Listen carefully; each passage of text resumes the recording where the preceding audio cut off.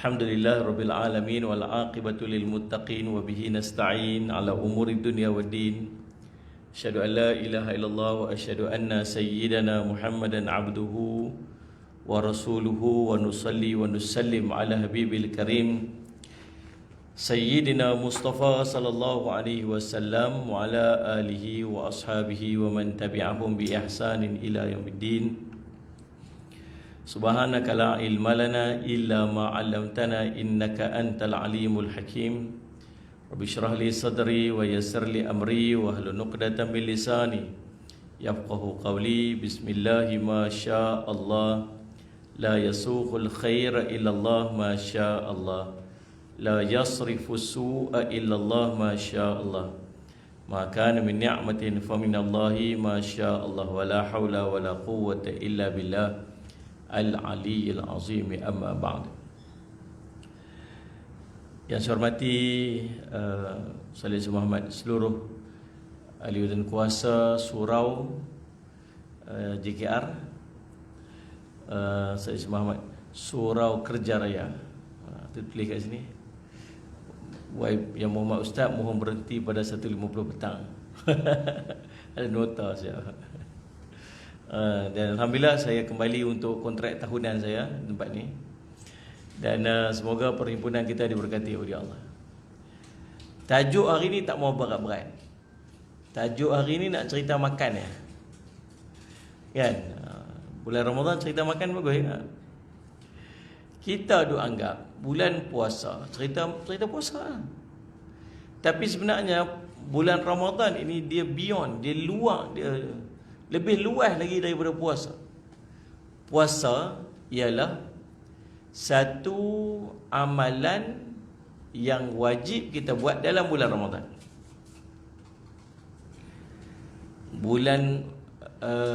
Puasa adalah satu amalan wajib dalam bulan Ramadan. Tapi ada benda lain wajib lagi. Antara benda lain yang wajib dalam bulan Ramadan ialah sembahyang. Ada orang puasa tak sembahyang? Ada? Bukan ada, berlambak, ramai. Tuan-tuan nak tengok orang puasa yang tak sembahyang ni, tuan-tuan pergi buka puasa dekat restoran. Saya buat satu post baru ni dekat TikTok, Facebook, Instagram saya. Pasal saya pesan dekat tokai-tokai kedai restoran yang buka yang buat jamuan, yang bukan buat jamuan, yang buat jualan buka puasa. Kita tolonglah sediakan surau, musalla, tempat orang sembahyang. Sebab kita bagi kemudahan untuk orang buka puasa tu bagus dah, dapat pahala puasa tuan-tuan. Tuan-tuan katalah tuan-tuan ada orang yang nak kena Allahumma salli Muhammad, kerja stay back. Kata ada di kalangan staf kita yang nak kena kerja melepasi waktu buka puasa. Tuan-tuan jadi orang yang bertugas untuk sediakan tempat, bukan sediakan makan, sediakan tempat untuk mereka buka puasa. Tuan-tuan dapat pahala dah. Sama macam kita sediakan tempat untuk orang semayang, sediakan tempat untuk orang sedekah. Tuan-tuan sediakan tempat untuk mereka buka puasa, bukan makan. Sediakan tempat je. Masuk kemudahan untuk orang buka puasa. Dapat pahala dah. Dapat pahala dah. Tuan-tuan kalau tuan-tuan buka restoran untuk orang buka puasa, ada orang buka puasa kat tempat kita dengan maksud memudahkan mereka untuk buka puasa, dapat pahala dah. Niat betul dapat pahala dah. Tapi masalah dia apa? Duk kejar nak dapat kelebihan bagi orang buka puasa, tapi menjadi penyebab kepada orang meninggalkan Salih Alaihi Muhammad kewajipan dia. Tak sedia tempat Allahumma salli Muhammad solat. Dia kata kami buat restoran bagi dia makan, dia punya makan, dia punya sembahyang, dia buat sendirilah. Memanglah, tapi kita yang panggil dia mai buka puasa kat tempat kita.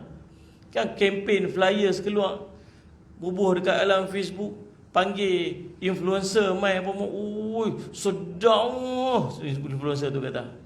Kita pun sampai terliuk dengar dia punya sedap kan. Dia sedap padahal tak sedap pun, nipu. Ramai gitu. Lepas tu saya kata kalau kedai-kedai yang viral tu jangan pergi lagi. Tentu selalu tak sedap, ramai queue panjang pasal viral ni. Faham tak? So, semua kita panggil dia mai, Tiba-tiba dia mai tempat kita menyebabkan dia tak boleh nak semayang pasal kita tak sediakan tempat tu. Dan akhirnya dia buat keputusan, tak payah semayang, nanti ya qada. Mana ada istilah qada sebab buka puasa? Qada semayang sebab buka puasa. Mana ada? Sallallahu Muhammad. Qada semayang ni dua je tuan-tuan. Terlupa dengan terlena. Dua ni qada semayang. Terlupa dengan terlena. Payah lah ni tuan-tuan. Orang tak tahulah. Dia banyak fahaman-fahaman yang masuk bukan-bukan ni sampai kita. Saya buat video baru ni, saya kata, bila ada banyak sangat solat-solat kita yang kita tinggal, kemudian kita nak buat solat sunat, kita kena utamakan solat fardu kita yang kita tinggal berbanding solat sunat. Maksud keutamaan. So, kalau tuan-tuan ada tempoh tu, dan tuan-tuan hanya boleh pilih di antara yang fardu dengan yang sunat je.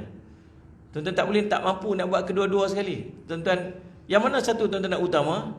Yang wajib kan sunat? Yang wajib. Ya tak? Jadi kalau tuan-tuan nak pergi semayang tarawih, kemudian tuan-tuan ada banyak semayang fardu tuan-tuan yang tuan-tuan tak qada lagi. Tuan-tuan bangkit je lah buat qada. Tu imam usalli sunnatan tarawih raka'ataini imam lillahi ta'ala, tu imam tu dia niat solat tarawih. Tuan-tuan kat belakang usalli fardu salat Muhammad subhi raka'ataini qada'an ma'muma lillahi ta'ala. Boleh tak? Boleh tak? Boleh. Dia buat 2 rakaat tarawih, tuan-tuan buat rakaat qada. Dia buat rakaat tarawih, tuan-tuan buat rakaat qada. 20 rakaat dia buat tarawih dengan maksud 10 semayang dia, kita buat 10 semayang qada, kita dah selesai. Boleh tak? Boleh. Habis Ustaz doa kunut boleh je. Sami Allahu liman hamidah, Allahumma hdini fi man hadait. Ataupun Rabbana atina fid dunya hasanah fil akhirah. Waktu kita duduk diri tu Ustaz, baca apa-apa doa, Allahumma hdini fi man hadait pun tak apa dah. Rabbi ighfirli wa li walidayya. Tak baca doa kunut pun tak apa, sebab doa kunut tu sendiri sunat.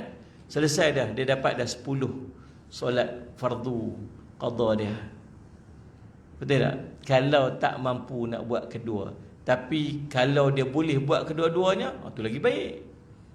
Dalam 10 dia buat, sagi dia sambung pula dengan qada dia, bulan Ramadan dia perbanyak qada, tu boleh buat, boleh.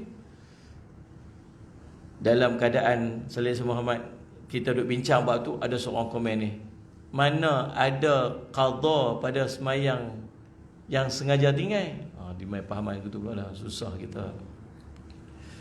Dan Sallallahu Muhammad ada 3 pandangan tentang qada solat. Nombor 1, pandangan ulama mazhab, termasuk mazhab Syafi'i. Yang pertama, tak boleh buat apa-apa solat. Dengar elok ni, jangan duk potong separuh. Dengar 3, saya sebut 3. Yang pertama daripada yang 3, dah sebut tu, boleh potong pun ada juga kan. Yang pertama daripada 3, 1/3 ni, dengan maksud dia tak boleh buat apa-apa benda, termasuk pi melancong, termasuk pi buat benda-benda kesukaan dia. Apa-apa nak buat, melancong ke, nak pi makan hebat-hebat ke apa, tak boleh buat. Sebab dia ada solat fardu dia masih belum qada lagi. Satu pendapat. Pendapat kedua, dia masih boleh buat dengan syarat dia masih meraihkan solat-solat qada dia untuk dia buat. Dia nak pergi melancong boleh dengan syarat hang qada sama solat-solat hang yang tinggal. Nak pergi makan boleh dengan syarat hang jangan tinggal qada-qada ni. Hang nak buat solat-solat sunat pun boleh. Nak buat solat sunat pun boleh dengan syarat qada sembahyang fardu yang hang tinggal tu. Ini pendapat kedua. Dan pendapat inilah yang paling sesuai untuk kita. Faham ni? Pendapat ketiga, tak payah qada. Ini pendapat kecil segelintir ulama Sallallahu Muhammad yang tak terikat dengan 2 mazhab, dengan ulama-ulama mazhab tadi ni. Dia panggil dia Salafiyah, ada gelaran Wahabiyah, yang tu. Kan, gelintir kecil. Tapi jumhur kata apa? Jumhur kata wajib qada. So maksud jumhur ni siapa? Yang paling ramai daripada kalangan ulama. Segelintir apa? Sikit lah. So kalau tuan-tuan berjumpa dengan satu pendapat, dua pendapat. Satu pendapat ni, depan kita ni ada 20 orang guru kata. 20 orang ulama' duduk depan kita ni. 18 ulama' kat sini kata ya. 2 ulama' kata tak. Tuan-tuan rasa tuan-tuan lebih cenderung nak ikut yang mana? Yang 18 ke yang 2? Faham ke tak faham soalan ni? Jadi kita ni orang awam, kecenderungan kita ialah kita kena ikut jumhur ulama. Sebab jumhur ni maksud ramai daripada kalangan ulama. So jumhur ulama daripada kalangan ulama mazahib atau mazhab-mazhab mewajibkan kita untuk qada solat kita. Yang kata tak payah qada ni apa hujah dia? Dia kata Nabi SAW tak kata kena qada pada sembahyang kecuali 2 perkara, 2 benda, tidur ataupun terlupa. Nabi kata, siapa yang terlupa, siapa yang tertidur, bila dia sampai kesedaran dia, maka qada sembahyang dia. Nabi tak kata orang sengaja tinggal, qada kena qada sembahyang. Dia kata gitu. Dia baca literal pada hadis. Ulama mazhab pula kata apa? Ulama-ulama yang lain dia kata, kalau pada terlupa dan tertidur pun kena qada, apatah lagi kalau sengaja tinggal. Hang tinggal pasal apa? Terlupa. Hang tinggal pasal apa? Pasal terlena. Hang tinggal pasal apa? Sengaja. Oh, hang terlupa kena qada. Hang terlena kena qada. Hang sengaja tinggal, hang tak payah qada. Macam ngam tuan-tuan. Dia kata, kalau terlupa dan terlena pun kena qada, apatah lagi kalau sengaja tinggal.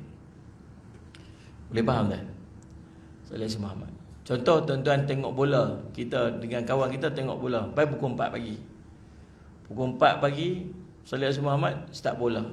Habis dekat pukul 6. Kawan yang seorang ni dia tengok bola, dia tak lena.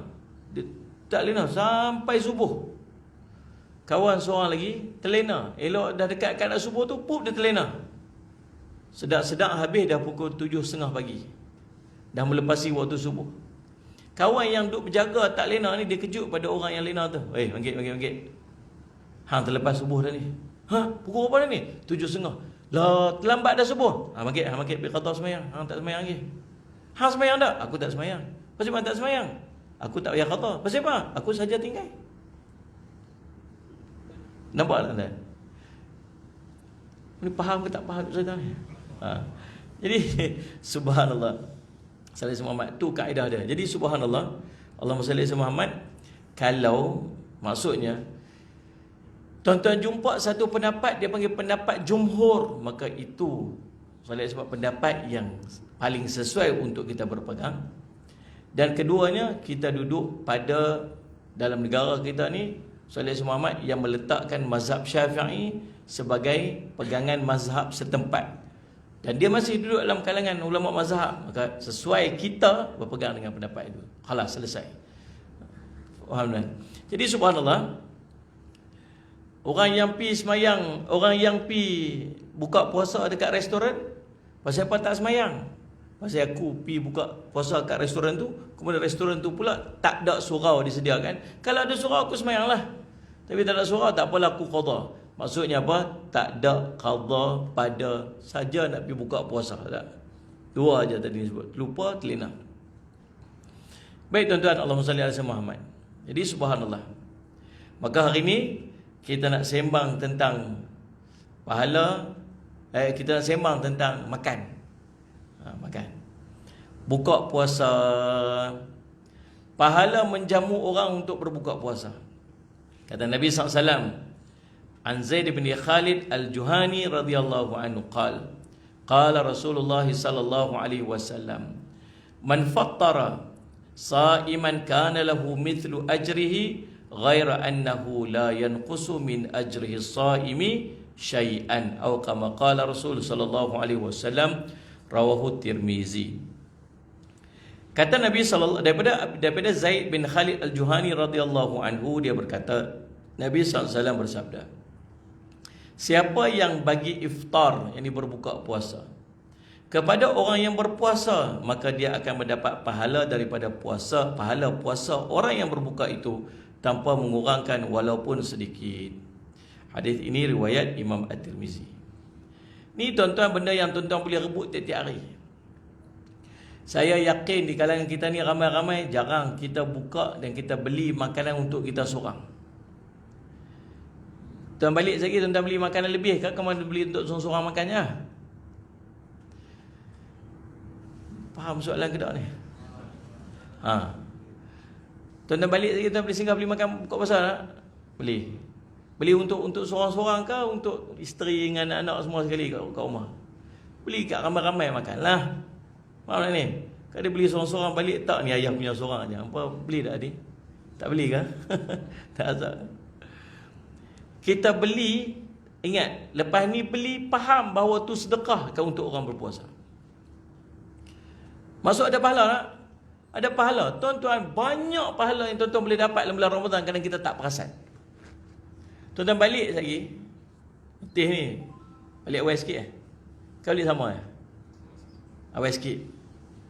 Balik. Lepas tu singgah pasal Ramadan kan. Yang lupa niat. Saja aku tawaf pasal Ramadan ini 7 pusingan. Daripada ayak nyok sampai ayak tebu. Pusing. Sampai rumah malam pergi tarawih tu 20 rakaat tarawih, 8 rakaat paling tidak lah tuan-tuan. Itu pun berkelih tak habis-habis lagi. Salat Muhammad. Subhanallah.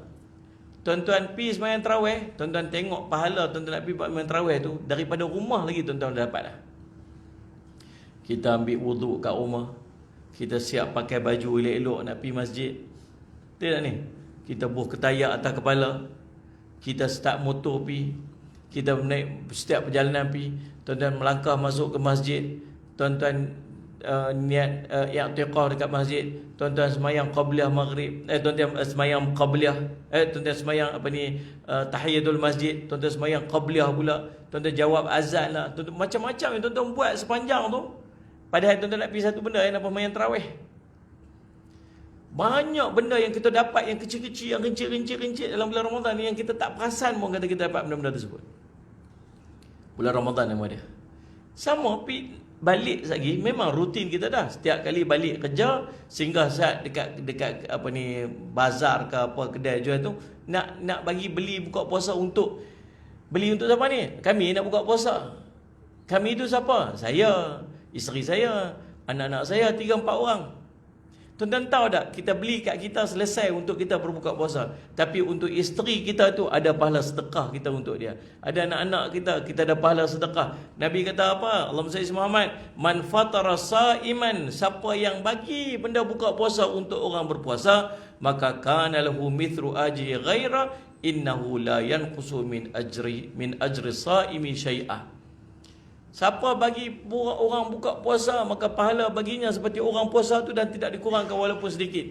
Pahala puasa isteri kita tumpang sikit, pahala puasa anak-anak kita tumpang seorang sikit. Tu yang 3-4 orang aja. Kalau lagi banyaklah pahala puasa kita.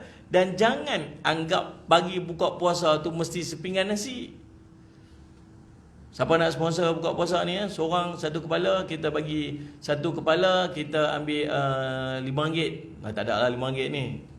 Satu kepala RM8, RM10 untuk dia buka puasa. Kita pun saya nak ambil 10 orang, 10 orang. Bayang saya semat 100. Beli kurma tak apa dah. Bagi ayak seorang sebotol pun tak apa dah. Yang harga dia hanya RM1.5, hanya RM1 apa semua. Satu kotak kurma tu RM2, dia ambil tu buka puasa, dia buka puasa dengan kita buka, yang kita bagi tu pahala dapat dah sebagaimana pahala puasa dan tak dikurangkan walaupun. Maksudnya daripada seorang yang buka puasa ni, entah berapa orang yang boleh dapat pahala buka puasa tu daripada dia seorang. Dia seorang aku punya apa jangan kacau dia ni soleh, dia baik sikit ni, ustaz punya buka puasa saya cover. Yang siapa boleh sentuh dia. Dak, ustaz tu punya buka puasa boleh di 10 orang dapat pahala puasa daripada ustaz tu punya buka puasa. Ada orang bagi kurma ke dia, ada orang bagi ayak ke dia. Saya cuba nak bincang ni pasal nak bagi keluar sikit tau, nak bagi luas sikit kita punya pemikiran tentang pahala dalam bulan Ramadan ni. Faham tak tuan? Jangan menganggap kecil benda-benda kecil dalam bulan Ramadan ni. Saya semua Allah kecil-kecil lah. Allah dia tu dah bagi lah. Allah sikit-sikit lah, kurma ikut. Dak, walaupun sebiji kurma kata Nabi SAW. Antara orang yang paling banyak sekali dapat pahala tuan-tuan dalam bab ni tuan muslimat. Dia pun rajin. Dia pun lah pergi siap buat makan. Depa lah sat pergi potong buah, depa lah sat pergi bancuh ayak, depa lah sat pergi buat apa semua, depa bagi buat macam-macam. Nak sediakan orang untuk buka puasa. Dah bukan zakat buka puasa, sahur lagi. Dialah kejut kita bangun tidur, dialah yang kejut anak-anak kita bangun tidur, dialah yang siap masak nasi. Berapa banyak pahala seorang perempuan dapat. Tambah-tambah yang ingin kerja pula, memang saya respect lah. Kerja lagi, balik kerja lewat lagi, saya siap lagi pun. Subhanallah, letih pun mereka tuan-tuan, orang perempuan. Tapi pahala mereka dalam bulan Ramadan sangat banyak. Baik, subhanallah. Tu satu faham dah. Nabi kata apa? Siapa bagi orang buka puasa kepada orang yang berpuasa, maka dia akan dapat pahala daripada puasa orang yang buka tu. Tak kurang sikit pun pahala puasa dia, kita dapat sempurna. Dia dapat 10, kita pun dapat 10. Dia kata, cantik lah Ustaz, start esok saya nak bagi orang buka puasa dah. Lepas tu saya tak mau puasa lah. Dapat pahala sempurna. Pahala bukan puasa. Ni macam tuan-tuan semayang, dia panggil solat isyraq. Sebagai ulama kata tu solat duha. Siapa semayang subuh berjamaah sama dengan imam, semayang jemaah, kemudian duduk berzikir sampai terbit matahari, waktu isyraq tu, lalu dia semayang 2 rakaat, maka pahala baginya Salih Muhammad hajatul umrah tamatan. Dapat pahala haji dan umrah sempurna kata Nabi SAW. Kata, cantik tak payah pergi haji tak umrah. Pahala, dapat pahala sahaja seumpama tu. Kalau orang buat haji buat umrah dapat pahala 200, contoh nilai lah, dia pun dapat 200 juga dengan dia buat amalan tu. Tapi tertunai dah haji pada dah? Tak lah. Kita bagi orang buka puasa, orang puasa buka puasa tu dapat 10 pahala contoh. Kita dapat pahala, kita pun dapat pahala 10 tu. Tapi kalau kita tak puasa, kita tak menunaikan hak puasa kat kita. Pahala tu dapat sebab orang tu, bukan pahala untuk kita buat puasa. Terjawablah tu. Baik, Allah masih selamat tuan-tuan. Jadi Allah masih selamat tu di antaranya. Pertama. Yang keduanya, yang ni pun satu benda yang tuan-tuan tolong ambil berat. Apa dia? Buka puasa sekali. Buka puasa sekali, maksud bersama-sama. Kata Nabi SAW, an Ummi Umarah binti Ka'bin al-Ansariyah, anna Nabi sallallahu alaihi wasallam dakhala 'alaiha faqaddamat ilaihi ta'aman faqala kulli faqalat inni sha'imatun faqala Rasul sallallahu alaihi wasallam inna as-sha'ima tusalli 'alaihi al-malaikatu idza ukila 'indahu hatta yafrughu wa rubbama faqala hatta yashba'u atau kama qala Rasul sallallahu alaihi wasallam, rawahu Tirmizi. Daripada Ummu Umarah binti Ka'ab al-Ansariyah radhiyallahu anhu, bahawa Nabi SAW datang menemuinya, kemudian dia pun menghidangkan makanan kepada baginda. Nabi SAW mai jumpa Ummu Umarah al-Ansariyah, namanya Nusaibah binti Ka'ab al-Ansariyah. Ni hebat ni wanita ni. Yang nama gelaran dia Ummu Umarah. Dialah yang pi waktu Nabi SAW kena serang dekat perang Uhud tu, dia ni ditugaskan untuk jaga batu tentera-tentera je. Tapi bila dia tengok orang mula attack Nabi, dia capai satu pedang, dia masuk dalam perang tu. Waktu orang tengah serang Nabi, dia tak tahu nak buat macam mana, dia ambil satu bendera musyrikin, dia koyak bendera tu. Dia kata, hai orang musyrik, ni bendera kamu ni, kemuliaan kamu. Dia koyak. Orang yang nak pergi serang Nabi, tak dia serang Nabi, patah balik serang dia. Lebih sebelah kesan tetak kat tubuh dia. Dia panggil Ummu Umarah Nusaibah binti Ka'ab al-Ansariyah radhiyallahu anhu. Anak dia nama Habib bin Zaid. Anak dia jadi utusan dekat Nabi SAW, pergi jumpa dengan Nabi palsu Musailamatul Kazzab. Musailamah Kazzab buat apa tuan? Ambil pisau dengan dia punya pegawai dia tu, potong daging, potong jatuh, sumpuk sampai dia mati. Tu nak kata keluarga dia ni, keluarga dia panggil Nusaibah ataupun Ummu Umarah. Nabi SAW pergi jumpa dia. Lalu dia pun hidangkan makanan dekat Nabi sallallahu alaihi wasallam. Allahumma salli ala Muhammad. Nabi datang berjumpa dengan dia, kemudian dia pun hidang makanan dekat Nabi sallallahu alaihi wasallam. Lalu Nabi kata apa? Jemputlah makan. Nabi jemput dia sendiri untuk makan. Lalu dia kata apa? Inni saimun, sungguhnya aku berpuasa. Aku tengah puasa ni.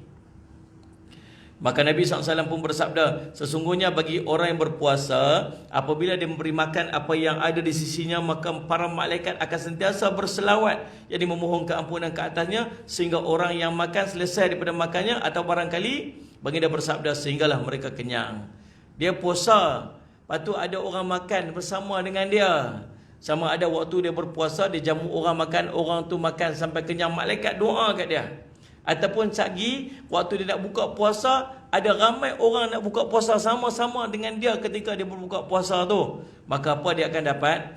Malaikat akan sentiasa berselawat, yang memohonkan keampunan kepadanya sampai orang tu semua kenyang. Ini kelebihan yang kita boleh dapat. Sebab tu ada dua waktu yang sangat istimewa. Waktu kita buka puasa dan waktu sahur. Kita jarang dapat momen ni sama-sama keluarga kita untuk makan sekali. Ni saya nak pesan kat tuan-tuan elok. Tuan-tuan, saya pernah jumpa seorang kawan. Saya tak tahu sebenarnya cerita kat sini ataupun tak. Saya cerita kat isteri, dia kata tak tahu nak cakap apa dekat sini. Tiap-tiap tahun duk perah benda yang sama je. Kan tak? Sebab tu hari ni pilih pasal buka puasa. Jumpa seorang kawan. Dia ni tuan-tuan, dia pengusaha chalet dekat satu pulau Peranginan. Dia dah chalet. Waktu tu duduk tepi laut lagi saya ingat. Dia kata, Ustaz tu chalet tu mak saya punya. Kata, oh sebelah dia. Sebelah sana Ustaz tu. Tu chalet tu abang saya punya. Oh. Tapi Ustaz, kalau saya penuh chalet saya ni, saya tak akan hantar pergi dekat chalet mak saya. Saya tak akan hantar. Orang tu macam orang main, oh chalet saya penuh, saya minta maaf ya. Sebelah sana chalet mak saya, pergi lah sana. Saya tak akan hantar Ustaz. Dia pasal apa lagu tu? Dah anggap macam musuh berniaga. Ustaz, kami tak ada hati Ustaz. Saya tak ada hati. Hati saya dengan keluarga saya ni dah putus. Tak ada rasa apa. Abang-abang saya ni saya rasa macam dia tu orang asing ni. Pasal apa jadi macam tu? Saya tak tahu Ustaz. Cuma saya ingat Ustaz, waktu kecil-kecil kami ni, mak kami ni tak pernah ajak kami makan sekali. Tak pernah kami dalam waktu kecil kami makan bersama-sama. Betul lah saya ingat Nabi SAW kata, pada makan berjemaah itu ada barakah, berkat. Sebab tu antara amalan yang mak ayah kita duk buat dulu, yang sangat mak ayah kita jaga, ialah makan sekali. Ni waktu kita kecil-kecil tu ingat. Ni yang duduk depan saya ni lebih kurang best saya ni. Tahun ni Alhamdulillah saya 18 tahun ni. Lebih gayang bayar tu untuk alat tu. Tambah 30. Tuan-tuan Allah Masya Muhammad, kita waktu kecil-kecil, mak makan, ayah makan sekali. Balik sekolah, nak makan nasi, tunggu ayah main duduk sekali baru dia makan. Pagi-pagi nak pergi sekolah, ingat kalau kita nak pergi sekolah, mesti ayah kita ada. Duk ingat lagi cara ayah kita duk hirup teh dia. Kita teringat lagi, pasal kita duk ada sekali momen tu. Kita tahu mak kita punya masakan, apa yang dia suka kita makan, mak kita masak. Kita tahu semua momen tu, pasal kita selalu makan dengan mak ayah kita. Dan makan sekali, berkat ni tuan-tuan sekalian, makan sekali ni bawa kita ni, hubungan kita dengan mak ayah kita sampai hari ni tak pernah putus. Mak kita sakit, kita sedih. Mak ayah kita meninggal, ada di kalangan kita yang sampai depression sebab mak ayah ni meninggal. Pasal hubungan hati di antara kita dengan mak ayah kita sangat kuat. Antara benda yang kita buat dulu ialah makan sekali, makan bersama. Tuan-tuan nampak dia simple, tapi dia sangat istimewa di sisi agama. Tapi kita ada momen ni, kita tak ada kan. Kita mana ada. Tuan-tuan kerja, isteri kita pun kerja. Anak-anak kita, tuan-tuan, dia makan tengah hari dengan siapa? Siapa yang suap anak kita makan? Bukan kita. Nah, siapa yang mandi dengan anak kita? Tak. Saya duduk tengok pagi-pagi saya pergi kuliah subuh, suami isteri kerja. Yang ni anak duduk tidur lagi ni, duduk pegang, duduk dukung. Tidur lagi. Yang seorang duduk atas stroller, yang abang besar sikit duduk jalan, duduk pegang. Pakai baju tidur tu lah, dia tidur malam tu, yang tu lah dia pegang, bawa pena, hantar rumah pengasuh. Siapa mandikan dia sekali? Pengasuh dia, bukan kita. Siapa yang siap breakfast? Anak kita bila terjaga, dia nampak muka siapa? Dia bukan nampak muka kita, dia nampak muka pengasuh dia. So mana kita dalam hidup dia? Waktu kita balik-balik, nak pergi ambil dia dekat rumah pengasuh dia, dah siap mandi dah, siap bedak dah, siap sikat rambut dah. Siapa yang uruskan dia? Siapa yang sentuh tubuh dia? Siapa yang suap makan ke mulut dia? Tak ada siapa. Sebab tu yang paling melekat di hati dia adalah pengasuh dia, bukan kita. Kita ni nobody. Kita tolong jaga dia saat malam aja. Saat je malam. Tu pun 2 jam, lepas tu dia tidur. Esok ulang rutin yang sama. Tu tuan-tuan harap dia nak doa kat kita. Tuan-tuan harap dia nak jaga kita, dia nak kasih kat kita. Kita tak ada pun. Kita tak appear pun dalam hidup dia sebenarnya. Tambah-tambah balik 2 jam duduk. Kita dengan handphone kita, dia dengan handphone dia. Nak bawa pergi makan konon. Tuan-tuan tengok ni, saya duk pesan satu benda lah. Saya tak tahu, saya harap tuan-tuan tak buat lah. Tuan-tuan bawa anak-anak kita pergi makan kat restoran. Tuan-tuan tak mau dia ganggu kita, kita bagi handphone kat dia. Saya harap tuan-tuan tak buat lah. Tuan-tuan tolong jangan buat. Pasal waktu tu tuan-tuan telah merosakkan dia dalam keadaan tak sedar. Kita dulu waktu kita kecil-kecil, kalau kita makan, setiap orang, anak-anak kita karakter masing-masing. Kau ni penjatuh ayak lah, kau ni khiyau kuat lah, kau ni bagi apa semua benda tak mau lah. Semua ada karakter. Dan apa mak ayah kita buat? Mak ayah kita layan kita. Dia pun bergilir makan, sanggup. Tak apa, mak makan dulu, biar ayah jaga anak sat. Dia bawa kita jalan, dia pujuk kita, dia communicate dengan kita. Saya baca tentang artikel tentang macam mana gadget ni merosakkan budak. Tuan-tuan, waktu usia dia kecil, kita sedang bina, kita sedang membunuh image, kita sedang membunuh karakter dia. Yang namanya, tuan-tuan, dia panggil, Allah masih semat apa? Interpersonal skill. Kita crack, kita bunuh. Sebab tu anak-anak kita, dulu kita waktu kita kecil-kecil, mana kita pernah dengar tentang dia panggil apa? Allah masih Muhammad, introvert, extrovert. Kita tak pernah dengar ni. Kita tak pernah dengar tentang dia panggil Allah Muhammad chronic anxiety. Tak dengar. Tak pasal apa jadi macam ni? Pasal orang dah tak ada karakter dia, dia tak kerti nak communicate dengan orang. Pasal belajar untuk interpersonal skill ni waktu usia dia kecil. Dia sedang bangun. Dia waktu kita dulu kita keluar main, kita bergaduh dengan kawan kita, kita tembak-tembak kawan kita dengan senapang tu. Kita banyak kita berkeling. Semua tu membina kita punya communication skill, interpersonal skill. Tapi apa kita buat? Kita padam waktu dia untuk dia bina interpersonal skill dengan kita bagi benda tu habis. Rosak kan? Dia tak kerti nak bercakap dengan orang. Dia duduk sorang-sorang. Dengan kita pun tak ada. Kita langsung tak ada. Dah lah 2-3 jam duduk dengan dia sehari. Hendaknya tak ada. Allah bagi kita bulan Ramadan. Tuan-tuan suka tak suka, tuan-tuan akan berhadap dengan mereka dalam tempoh 2 waktu paling tidak makan sekali, sahur dengan subuh, sahur dengan buka puasa. Tapi sayangnya waktu ni pun kita terlepas. Kita siap makan, anak kita pergi ambil seorang dekat depan TV makan, anak kita seorang lagi pergi makan tawana, duk main game. Ayah mana? Ayah buka puasa kat luar. Belah ni kurma, belah ni rokok. Allahu Akbar, Allahu Akbar. Nawaitu shauma ghadin. Bukan, itu buka puasa. Itu puasa. Allah barik lana fi ma razaqtana wa qina azabannar. Rokok dulu ke kurma dulu? Rokok dulu buka puasa. Mak buka puasa seorang-seorang kat dapur. Hilang. Padahal itu waktu bersama. Tuan-tuan tahu tak waktu tu, waktu makbul doa, waktu paling makbul doa waktu tu. Ada 2 waktu yang makbul doa bergabung waktu tu. Nombor 1, bergabung doa Allahumma salli ala Muhammad, orang yang berpuasa sehingga dia berbuka. Yang kedua, waktu kita sedang menghadap makanan, waktu duduk depan makanan tu. Ni 2 waktu yang sangat makbul untuk doa. Sayang buat apa? Tak manfaatkan waktu tu. Sebab tu ambil masa Salih Muhammad untuk 10 minit, 15 minit sebelum buka puasa tu, duduk sekali tu. Angkat tanganlah, doa saat doa. Sebutlah tuan-tuan, baca doa sebab waktu makbul doa. Kemudian berkat pada makan sekali. Jangan tinggal tuan-tuan. Kita belajar hari ni, malaikat sedang menaungi kita. Malaikat berselawat kepada kita. Waktu kita sedang buka puasa ramai-ramai tu, malaikat selawat kat kita. Kemudian kita dapat berkat pula waktu tu. Kemudian Salih Muhammad, doa kita makbul lagi waktu tu. Jadi jangan lepaskan peluang istimewa makan bersama keluarga kita waktu berbuka puasa dan waktu bersahur. Boleh? Kemudian Allahumma salli ala Muhammad, ada kalanya tuan-tuan sekalian, orang jamu kita buka puasa. Orang jamu kita buka puasa. Maka jangan lepaskan peluang untuk kita doa dekat dia bila dia jamu kita buka puasa.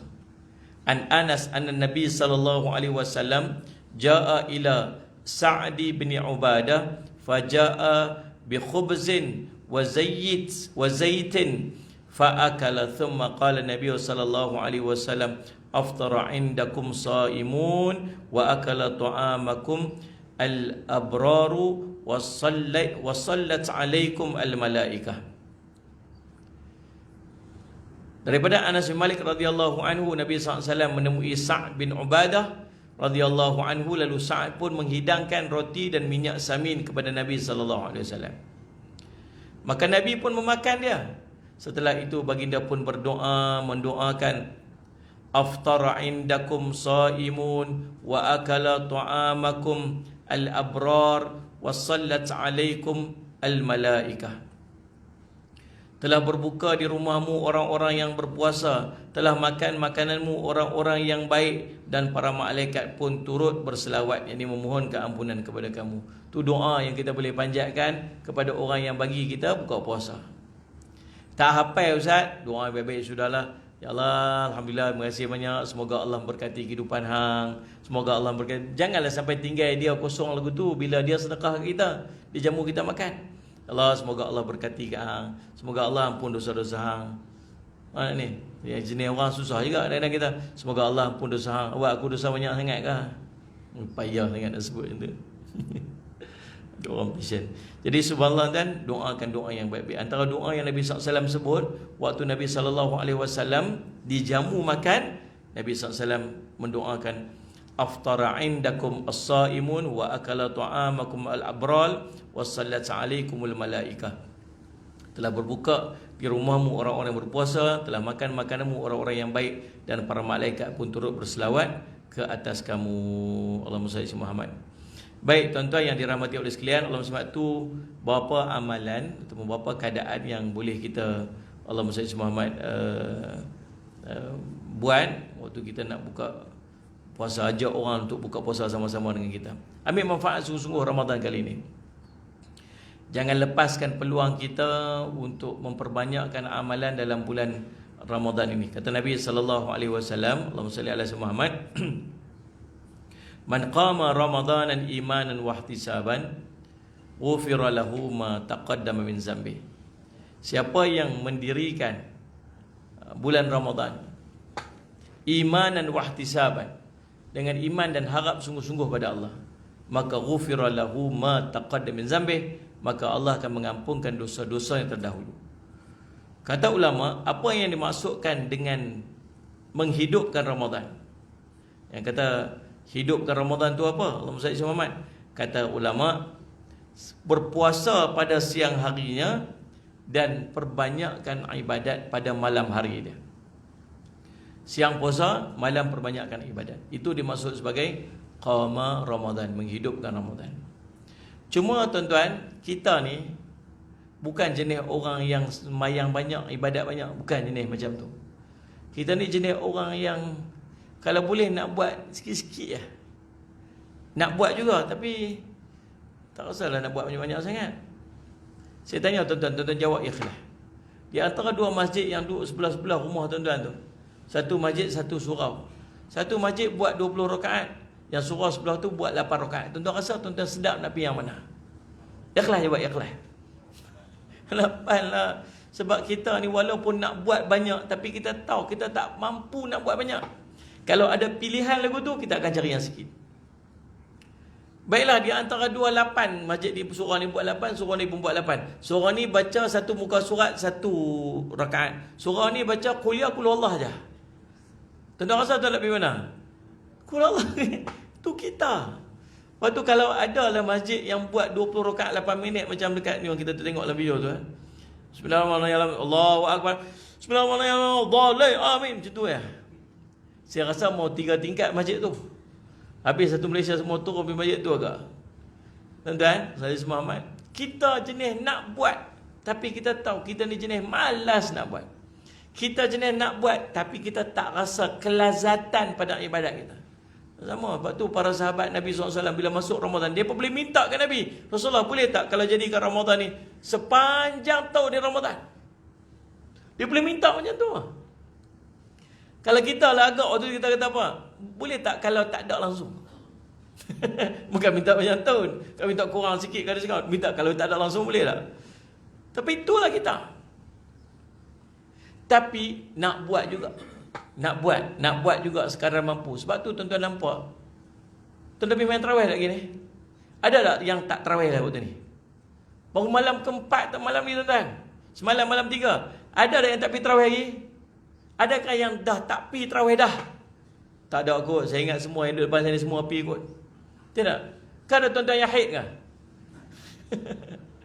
Pergi kot. Penat tak? Penat lah Ustaz. Letih dah pergi kerja, lepas tu malam pergi tarawih lagi. Letih tak?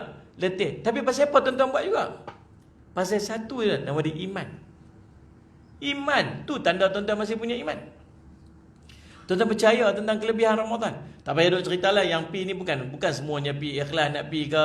Ada yang nak pi pasal dah semua orang pi. Saya kalau aku tak pi lagi orang kata apa pula. Yang pi ni pasal apa? Pasal bini lah. Daripada petang tu dah popai. Baik saya pi Ustaz, start motor saya pi masjid, tenang sikit kat sana. Tuan-tuan, tak usah cerita apa niatlah hati dia. Nabi kata apa? Nabi kata, siapa yang nampak orang tu berulang alik ke masjid, bersaksilah bahawa dia orang beriman. Clear.